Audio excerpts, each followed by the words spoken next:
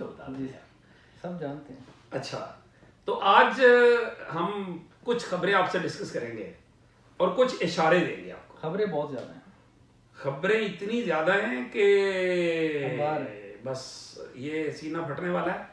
और कुछ खबर जो है ना वो ज़रा मुश्तरक ही दे देंगे, लेकिन मैं पूरी नहीं दूंगा। आगे फिर वो जो कहते हैं ना थोड़ा सा इशारा दे देंगे, बाकी फिर आप भी ढूंढते रहना, समझने वाले समझ जाएंगे। जिनको पता है ना कि कहाँ पे क्या हो रहा है और हमें क्या पता है, उनको समझ आ जाएगी कि हम क्या कह रहे हैं। तो अलीजा जी सर, मैं तो चाहूँगा कि आज आप शुरू करें, क्योंकि आज पूरा दिन हैपनिंग से भरपूर था। अडियाला जेल अलीमा खान साहबा ने पहुंचने का ऐलान किया हुआ था, और फिर हमने देखा कि जब वो पहुंची हैं तो जो वो अडियाला के करीब पहुंचती गई हैं, पुलिस की नफरी में इजाफा होता गया है, नाके लगाए गए, रास्ते बंद किए गए, और फिर पाकिस्तान तहरीक इंसाफ के मरकजी रहनुमा वो भी वहाँ पे पहुँचना शुरू हो गए, MNAs वहाँ पे पहुँचे। फिर ये हुआ कि अडियाला जेल के अंदर कुछ ख़ास लोगों को भेजा गया। तकरीबन जो जितने लोग गए थे उनमें से तकरीबन 5 से 6 लोगों को भेजा गया, जिनमें चेयरमैन PTA बैरिस्टर गौहर थे, अली जफर थे, मुबशर आवान थे, आलिया हमजा थी, रजिया सुल्ताना थी और एक और वकील थे। लेकिन ट्विस्ट ये आया कि जिन लोगों को भेजा गया, पार्टी की दूसरी मरकजी क़यादत ने उनके ऊपर तकरीबन अदम एतमाद का इजहार कर दिया। उन्होंने कहा कि जब हमें पुलिस ने ऑलमोस्ट तहवील में लिया हुआ है, हमें इजाजत नहीं है, जो लिस्ट हमने दी है उन लोगों को नहीं भेजा जा रहा, तो आप क्यों अंदर जा रहे हैं? आपको हमारे साथ डटे रहना चाहिए था, अंदर नहीं जाना चाहिए था। क्योंकि अलीमा खान एक सेकंड सर, अलीमा खान साहिबा की बहनों को जब अंदर भेजने की उन्होंने ऑफर की कि हम उज़मा खानम नूरीन खानम को भेज देते हैं, लेकिन अलीमा खान को नहीं भेजेंगे, तो उज़मा खानम और नूरीन खानम ने कहा कि जब तक अलीमा को नहीं भेजते तब तक हम नहीं जाएंगे। और फिर हमने देखा कि वहां पर एक एहतजाजी कैफियत पैदा हुई, पुलिस ने वहां पर थोड़ा लाठीचार्ज भी किया और कारकुनान ने भी पथराव किया, और एंड पे नतीजतन 3 घंटे बाद अलीमा खान, साहिबजादा हामिद रजा, नूरीन खान और अज़मा खानम को गिरफ्तार किया गया और उनको वहां से लेकर पुलिस रवाना होगी। इस वक्त ये सूरत हाल है कि अडियाला रोड पे एक शादी हाल मौजूद है, वहां पर तकरीबन उनको रखा गया है और उनको कहा जा रहा है कि हम आपको रिहा करते हैं, लेकिन आपकी खान साहब से मुलाकात नहीं करवाई जाएगी। जबकि अलीमा खान का कहना है कि जब तक इमरान खान से मुलाकात नहीं करवाई जाती, लास्ट मुलाकात 20 मार्च को कराई गई थी, तब तक हम यहाँ से नहीं जाएंगे। तो उसके बाद बैरिस्टर सलमान अकरम राजा ने साहिबजादा हामिद रजा की गिरफ्तारी उनके खिलाफ प्रेस कॉन्फ्रेंस तो की है। उमर अयूब, बैरिस्टर गौहर, शिबली फराज, अलामा राजा नासिर अब्बास जाफरी और जुनैद अकबर खान समेत पूरी क़यादत ने KP हाउस में बड़ी तहलका खेज प्रेस कॉन्फ्रेंस की है। और उस प्रेस कॉन्फ्रेंस में अली शेर साहब के सवाल पर एक ऐसी सूरत पैदा हुई जब बैरिस्टर गौहर और सलमान अकरम राजा तकरीबन गुत्थम गुत्था हो गए। सलमान अकरम राजा ने कहा कि मैं शदीद नाला हूं और उनके खिलाफ एक्शन लिया जाएगा जो आज इमरान खान साहब से मुलाकात के लिए गए। तो बैरिस्टर गौहर की वजाहतें थी। यह क्या सूरत हाल है, ये अली शेर साहब को बताएंगे।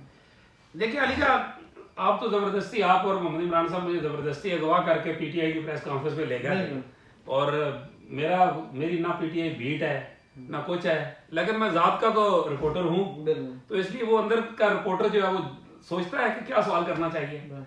तो मैंने यही सादा सा सवाल किया। वो जब सलमान अकरम राजा साहब ने कहा कि अलीमा खान को ना जाने देने पे खान की दोनों बहनों ने गैरत का मुजाहरा किया और उन्होंने जाने से, मुलाकात पे जाने से इनकार कर दिया कि अगर अलीमा नहीं जाएगी तो फिर हम भी नहीं जाएंगे। फिर दूसरी बात उन्होंने यही कही जिसमें उन्होंने कहा कि साजिश के तहत कुछ लोगों को भेज दिया जाता है जिनका नाम लिस्ट में भी नहीं होता।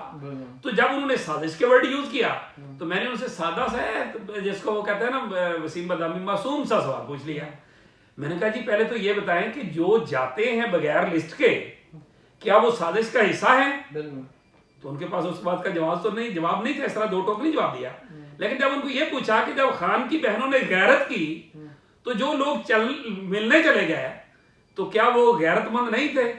मतलब उसका उल्टा अगर आप लगाएंगे तो वो बगैरत थे।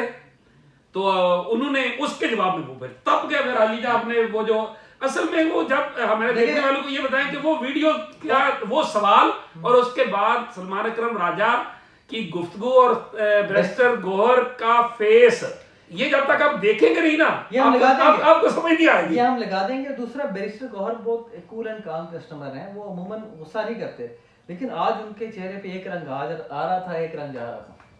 ज़ाहिर है वो वजाहतें दे रहे थे, उन्होंने वजाहत की कि मुझे बतौर चेयरमैन पार्टी जो है वो जाने की इजाजत दी मुझे गई immunity थी। हासिल 10 है। अप्रैल 2023 को ये हुआ था, तो उसमें उन्होंने कहा कि आप तो पार्टी चेयरमैन हैं, तो आप गाड़ी भी अंदर ले जाया करें, आप आ जाया करें।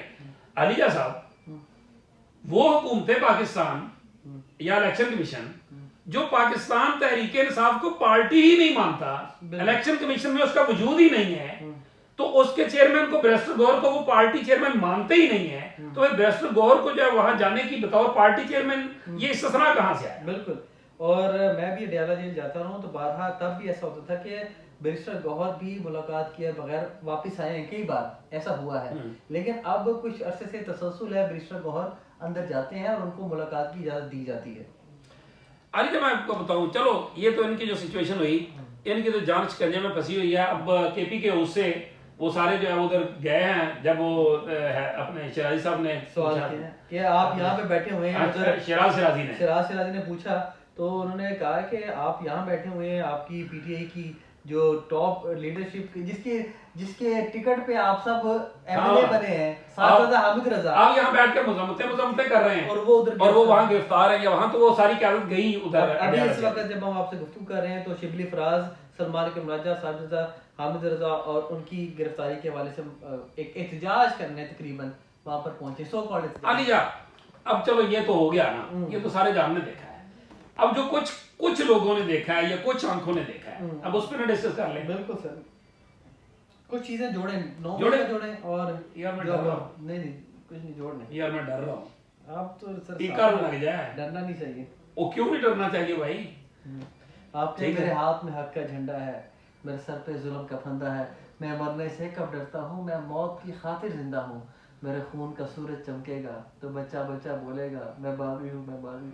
तो बस कर यार, बागी इतना बागी ना बना, रहने दे। बागियों का जो है ना, अब सजा जो है ना बागियों की, वो एक हाथ काट देना और दूसरी टांग काट देना। तो आप हाथ कटवाने के लिए तैयार हैं? तो मैंने भी, मैं तो कटवाने को तैयार नहीं हूँ। लंगड़ा साफी हो जाएगा।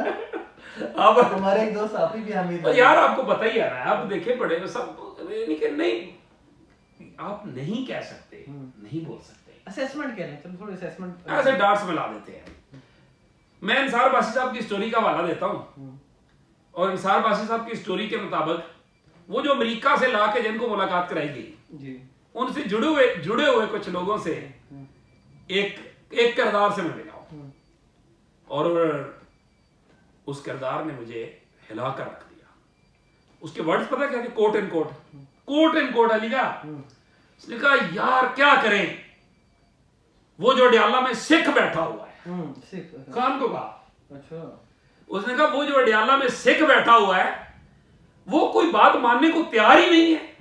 अगर वो किसी बात को मानने को तैयार हो जाता तो 3 दिन पहले आपकी हुकूमत गिरने का फैसला हो जाता। अच्छा, बहुत बड़ी खबर है। कैसा लगा? I am shocked. अब आपको ये शॉक्ड है ना। अब इसके जो पीछे हुआ, इसके पीछे जो राब्ते हुए, किसको कहां क्या बुलाया गया, क्या चीजें हुई, ये वो सब कुछ, उस पर तो मैं बात नहीं करूंगा, क्योंकि ज़ाहिर वो एक अमानत है उस लिहाज से। लेकिन ये इतनी एक बात जो है, बस ये समझे कि मैंने जो इंफॉर्मेशन है ना 100%, उसमें से मैंने 20% इंफॉर्मेशन दे दी है, और वो उसका निचोड़ ये है कि खान डटा हुआ है, खान बनी गाला या इधर उधर जाने को तैयार नहीं है। वो जो उसको पेशकशें की जा रही हैं उस पे हामी नहीं पा रहा, उस पे वो कह रहा है कि ये जो 3-4 महीने का फेज है ना, एक और इशारा दे देता हूँ, ये जो 3-4 महीने का फेज है ना, उसमें एक 20 दिन का फेज भी है। ये जो 3-4 महीने का फेज है ना, 20 रोज में वो भी मैं 20 रोज में एक बड़ी रिहाई के इम्कानात हैं, ये भी आप जरा गौर रखिएगा। क्यों सर? मैं वही कह रहा हूँ ना, अडयाला जेल से इमरान खान के अलावा एक बड़ी रिहाई मुमकिन हो सकती है। और इस बात को पता कहाँ में लाके पड़े, अली मीन गंडापुर की जो प्रेस कॉन्फ्रेंस थी, उसमें मोहम्मद इमरान साहब ने सवाल किया था कि ये बताएं कि अगर मामला बेहतरी की तरफ बढ़ रहे हैं, सीबीएम्स क्या होंगे, तो सीबीएम्स क्या होंगे। अब आपको सीबीएम का जवाब मिल गया। सीबीएम्स कॉन्फिडेंस बिल्डिंग मेजर्स को कहते हैं, इत्माद साजी के इकदामात, यानी इत्माद के लिए तुम ये करो, मैं ये करूंगा, फिर तुम ये करना, फिर मैं ये करूंगा, ये कहते हैं, इसको कहते हैं सीबीएम्स। और उन्होंने कहा था 20-25 दिन मुझे दे दें, 20-25 दिन मुझे दें, और और उसी हवाले उसी तरफ इशारा करते हुए आपको बता रहे हैं कि 20 रोज में एक बड़ी रिहाई का इम्कान है। तो बहरहाल ये हुकूमत जो है ना, उसके हवाले से क्या सिचुएशन आगे आती है वो मजीद डिस्कस करेंगे, लेकिन आपको एक और खबर दूं। 9 मई के बारे में थोड़ा सा बताओ। 9 मई के बाद एक छोटी सी और खबर टच करते हैं। पीपल्स पार्टी को नहरों के मामले पे, कैनाल्स के मामले पे ईवान के अंदर शिकस्त हुई है। कैसे? पीपल्स पार्टी एमक्यूएम के पास गई, पीटीआई के पास गई, पीएमएलएन के पास गई कि आप नहरों की मुखालफत के मामले में हमारी करारदाद की हिमायत करें। पीएमएलएन, पीपीपी, एमक्यूएम तीनों ने इनकार कर दिया। पीटीआई ने भी वैसे। और आज जब मैंने पूछा मिस्टर गौर से कि आपकी कैनाल्स पे पॉलिसी क्या है और एक और सलमान अकरम साहब से पूछा, तो उनका हम पीटीआई की करारदाद की हिमायत क्यों करेंगे? अगर हमें लानी होगी तो हम अपनी करारदाद लेंगे, पीपल्स पार्टी की। तो इस तरह पीपल्स पार्टी कल करारदाद जो लाने की कोशिश में थी वो रह गई। तो ये अब आ जाते हैं 9 मई पे। लास्टली 9 मई का केसेस का फैसला 4 माह में करने का सुप्रीम कोर्ट ने हुक्म दिया। अब इसके डॉट्स मिला लेते हैं। राजा रिजवान अब्बासी जो स्पेशल प्रोसिक्यूटर हैं उसको तूल देने की मुकम्मल कोशिश करते रहे, लेकिन सुप्रीम कोर्ट ने बाउंड कर दिया है कि 2 साल होने को आए हैं, केसेस का फैसला नहीं हो रहा, लोग 2 साल जेल काट चुके हैं, इसको कंक्लूड करें 4 माह में। तो ये 4 माह की डेडलाइन होगी। उधर से कॉन्फिडेंस बिल्डिंग मैयर 20-25 दिन हो गए और फिर ओवरऑल आपने 4 माह का पहले भी तस्करा किया था। दूसरी अहम बात, मिलिट्री कोर्ट्स का जो फैसला है वो भी इम्कान है कि इस जुमे को रिजर्व हो जाएगा, और जब अगर वो रिजर्व हो जाता है तो इसी महीने भी आ सकता है और 9 मई के बाद भी आ सकता है। और नाज़रीन को ये बताते चले, हमारे जो बड़े अच्छे रिपोर्टर हैं सुप्रीम कोर्ट के जुल्करनैन, उनका ये कहना है कि 9 मई के बाद अगर फैसला आता है तो वो कुछ और होगा, और अगर इसी महीने आ जाता है तो फैसला कुछ और होगा। अगर इस महीने में आ जाता है तो हो सकता है कि मिलिट्री कोर्ट्स के अगेंस्ट फैसला आ जाए, लेकिन अगर मई के बाद आता है तो मिलिट्री कोर्ट्स के हक में फैसला है। कंक्लूडिंग रिमार्क्स मैं कहूँगा, मेरा ख्याल है इसको सिर्फ यहाँ तक ना देखें, इसको जरा वो जो है ना कि बैरूनी मुल्क कुछ भी हो हमारे अंदरूनी मामला पे असरअंदाज नहीं होता।